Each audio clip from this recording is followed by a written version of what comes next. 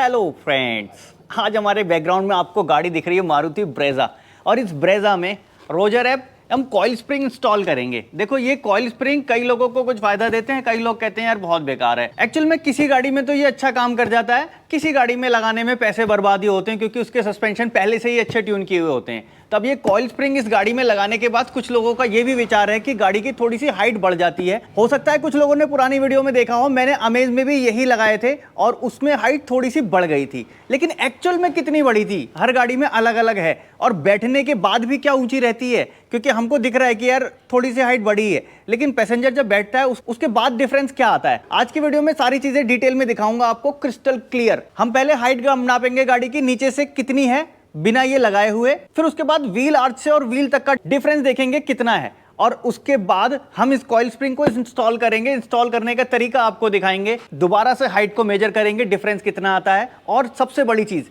गाड़ी के चलाने में नेचर में आखिर क्या फर्क आता है इस मारुति ब्रेजा में, वो चीज आज इस वीडियो में आप देख पाओगे। और किसी तरह का कोई ये पेड प्रमोशन नहीं है, इसको पैसे देके खरीदा है, अमेज़न से बाय किया है। दिखता कैसा है ये देखो, 2 सेट मंगाए हैं मैंने। एक सेट होता है पीछे वाले के लिए, एक सेट होता है आगे वाले के लिए, सस्पेंशन के हिसाब से होता है और हर गाड़ी के अलग अलग साइज से आता है। ये लगाने से पहले व्हील आर्च की दूरी देख लेते हैं। ये मैंने एक स्केल रख दिया यहाँ पे, जिससे कि सीधा टायर आए, और यहीं से फिर हम नापेंगे। सेंटीमीटर से नापते हैं। 11 सेंटीमीटर आ रहा है पूरा, 11 सेंटीमीटर व्हील आर्च के बीच में दूरी है।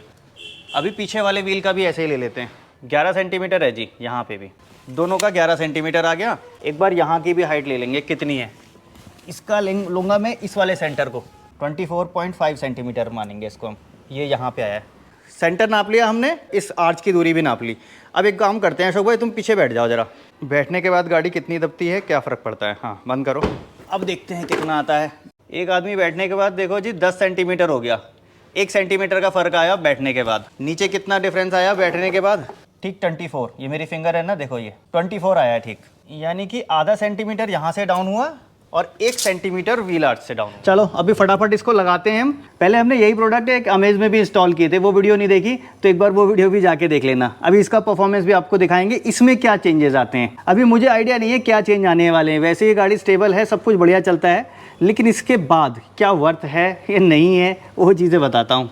ये आ गया शॉकर के बीच में, इस तरह से ये आता है ऊपर नीचे करके, और फिर इसको सर्कल में इस तरह से घुमाते जाना है। व्हील को पहले खोल लिया ताकि स्टड पूरा नीचे आ जाए, पूरी तरह से खुल जाए, बराबर फिट आ रहे हैं। इसमें पानी का बीच बीच में स्प्रे करेंगे ताकि इजीली ये मूव कर जाए। ये सोपी वाटर लिया है मैंने, सोपी वाटर से क्या होता है बड़ी आसानी से मूव कर जाता है।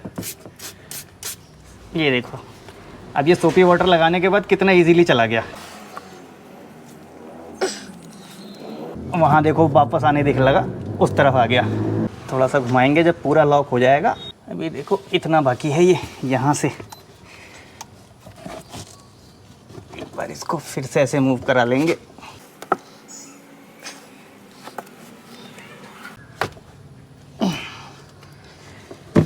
पूरा चला गया। अब इसको वापस लाते हैं, लेकिन एक डिफरेंस है, देखो ये पूरा तो गया है, लेकिन इसमें ये पूरा यहाँ तक मैच कर गया पूरे कॉइल में, लेकिन जब हमने अमेज में लगाया था तो थोड़ा सा डिफरेंस रहता था, दूर रहता था। अब इसको इसी जगह पे ले आएंगे। अब यहाँ केबल टाई से इसको लॉक कर देंगे। केबल टाई इसके साथ ही आती है, पूरा सेट आता है। ये लॉक कर दिया, एक लॉक यहाँ पे भी कर देंगे, बस अब ये पूरा लॉक हो गया। यहाँ से नहीं निकलेगा, यहाँ से नहीं निकलेगा, ऊपर का तो निकलने का मतलब ही नहीं, क्योंकि अभी ये प्रेस होगा अंदर तो ये पूरा दब जाएगा। एक्स्ट्रा केबल टाई कट कर देंगे। सेम इसी तरह से हमको दूसरी साइड लगाना है, यही तरीके से, और फिर पीछे की तरफ लगाना है। कुछ बहुत ज़्यादा टाइम नहीं लगा ना, मुझे ऐसा वीडियो कुछ कट करना पड़ा, एक बार में लग गया।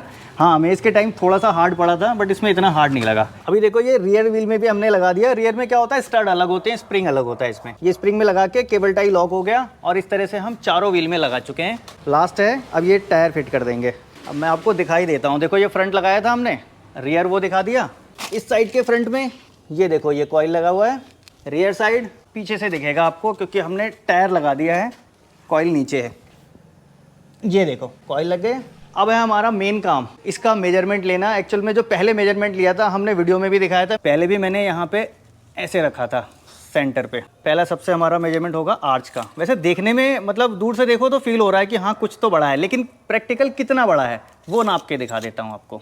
यहाँ टच किया था मैंने पहले 11 था हमारा और एक आदमी बैठने के बाद ये 10 हो जाता था। अभी नॉर्मली ये आ रहा है आपका 13.5, लगभग 13, चलो हम 13 ही मान लेते हैं एक मोटा मोटा। अब ये 13 हो गया है, 11 से 13, लगभग 2 सेंटीमीटर का इसमें डिफरेंस आ गया है लगाने के बाद। या एक काम करते हैं, एक पर्सन बैठने के बाद, पहले अशोक भाई को बैठाया था हमने, ये अशोक भाई बैठ गए, थोड़ा सा व्हील इधर आ गया, अब आ गया ये 13 से थोड़ा पीछे, मतलब 13 के बीच में ही है, अभी भी 13 मान सकते हैं। बहुत थोड़ा सा माइनर सा डिफरेंस आया है, मतलब 13.25 मान सकते हो आप, 13.25 के करीब में आया है। अब उठना, उतरो, ये ऊपर हो गया। अब फ्रंट सीट पे बैठो, आगे लोड आता है ना तो असली फील होगा, लेकिन अभी भी उतनी दबी है, 13.25, ठीक है जी। अभी नीचे का नापते हैं, अब उतर जाओ गाड़ी से। अभी हमको ग्राउंड से लेना है, जो कि हमारा पहले था 24, जब हमने विदाउट इंस्टॉल किए हुए नापा था 24 था, अभी 25 पॉइंट समथिंग है, 26 मान सकते हैं। लगभग 2 सेंटीमीटर का यहाँ पे भी डिफरेंस है, तो मतलब खाली गाड़ी का। अब एक पर्सन बैठने के बाद, ड्राइविंग सीट पे अब अशोक भाई बैठ रहे हैं, एक आदमी बैठने के बाद भी देखो कोई बहुत ज़्यादा डिफरेंस तो आया नहीं है, वही 25, 26।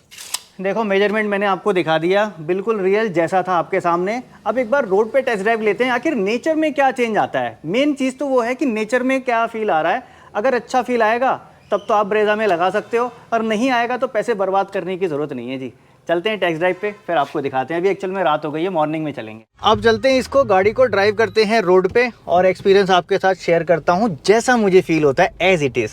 चलो स्टार्ट करते हैं। पहले सबसे देखो जो मुझे गाड़ी में बैठते ही फील हुआ, देखो मुझे गाड़ी का बोनट आगे से आप देखो ना तो थोड़ा उठा हुआ दिख रहा है। पहले जब पोजीशन में बैठता था सेम उसी पोजीशन में बैठा हूँ, लेकिन बोनट हल्का सा ऐसा उठा हुआ दिख रहा है क्योंकि वो हाइट बढ़ गई है। मैंने इससे पहले गाड़ी को चला लिया है, करीब 40-45 किलोमीटर चला लिया होगा। अब जब मैं गाड़ी चलाता हूँ ना रोड पे, गाड़ी का रोड का जब स्लोप आता है या फिर मैं गाड़ी को कट लेता हूँ, अभी देखना ये गाड़ी से मैं कट लूँगा, ये कट लेके, और मैंने ये गाड़ी इधर कर दी।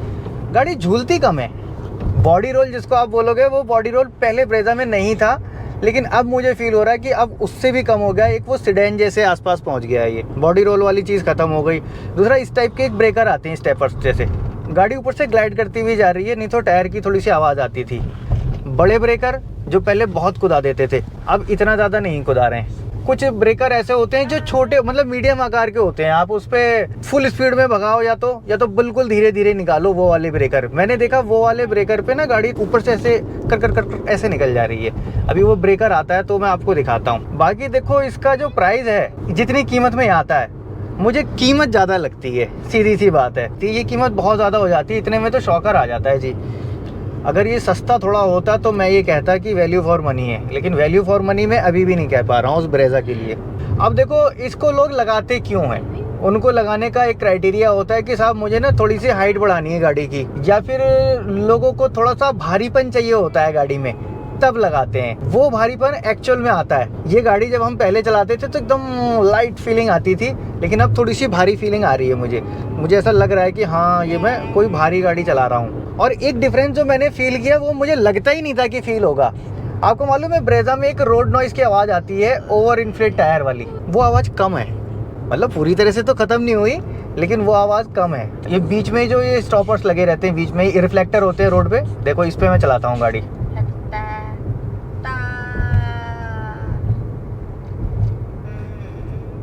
फील नहीं हो रहा है इतने।